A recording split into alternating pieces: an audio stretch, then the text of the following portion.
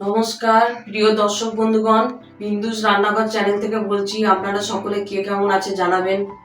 আজকে যে রেসিপিটা নিয়ে এসেছি সেটা হচ্ছে মোচা ভাপা।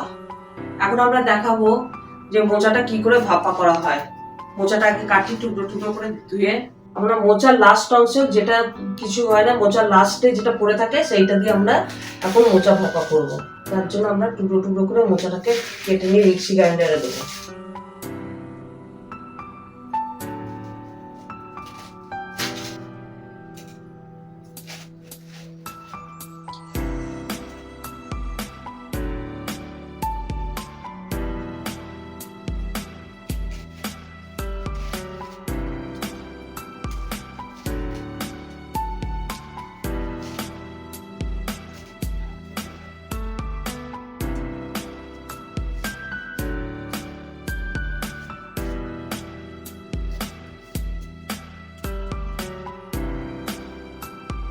প্রিয় দর্শক বন্ধুগণ, এখন আমার মোচাটা কোটা হয়ে গেছে। তার সঙ্গে চিনি, নুন, কাঁচা লঙ্কা, তিল বাটা, তিল বাটবো, পোস্ত বাটবো, একসঙ্গে মিশিয়ে নিয়েছি। কাজু বাদাম আর দিচ্ছি নারকোল কোড়া। এইগুলো সব মিক্সি গ্রাইন্ডারে করে তারপরে আমি কুকারে টিফিন কারি কোটাতে ভাপিয়ে নেবো। আজ মোচা ভাপাটা করব। প্রিয় দর্শক বন্ধুগণ, এখন আমার মিক্সিতে ওইগুলো সব মোচা, তিল বাটা, নারকোল বাটা, তারপরে কাজু বাদাম আর কাঁচা লঙ্কা, এইগুলো সব দিয়ে মিক্সিতে গ্রাইন্ড করছি। এইবার আমি এইটা কুকারের মধ্যে টিফিন কারি কোটোটা বসিয়ে দেবো জল দিয়ে। কুকারে এখন জল দেবো সামান্য পরিমাণে, দিয়ে মোচাটা ভাপিয়ে নেবো। অল্প জল দিলাম।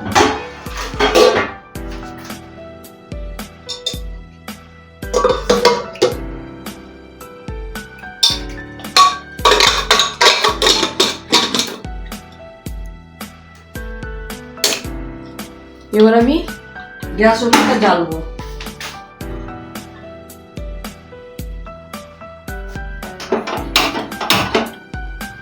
গ্যাস ওভেনটা জেলে আমি 5টা সিটি দিয়ে নেবো।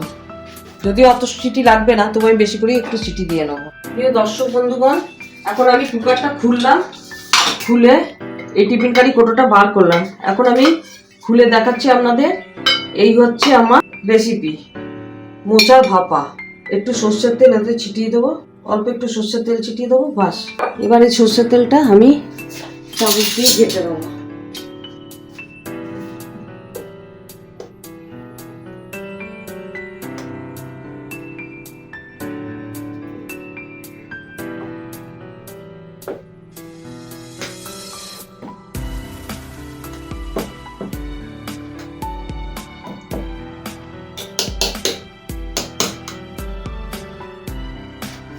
এই আমার রেসিপিটা হয়ে গেল। দর্শক বন্ধুগণ, এখন আমার মোচা ভাপাটা হয়ে গেছে। আপনারা এই রেসিপিটাকে লাইক, শেয়ার এবং সাবস্ক্রাইব করে দেবেন। আর কমেন্টে লিখে জানাবেন যে কেমন হলো। সেটা বাড়িতে আপনারা ট্রাই করে লিখে আমাকে জানাবেন, তাহলে আমি বুঝতে পারবো। আর এটা খুব সহজ উপায় এবং গরম ভাতের সঙ্গে খেতে খুব ভালো লাগবে। আপনারা একবার বাড়িতে ট্রাই করে দেখবেন, তারপর আমাকে কমেন্টে জানাবেন। আমি এরপর আরেকটা রেসিপি নিয়ে আসছি।